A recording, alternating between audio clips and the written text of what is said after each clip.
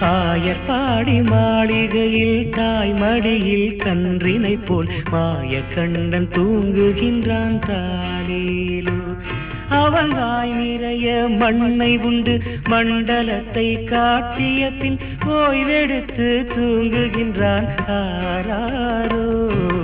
ஓய்வெடுத்து தூங்குகின்றான் ஆராரோ. ஆயர்பாடி மாளிகையில் தாய்மடியில் கன்றினை போல் மாய கண்ணன் தூங்குகின்றான் தாலேலோ.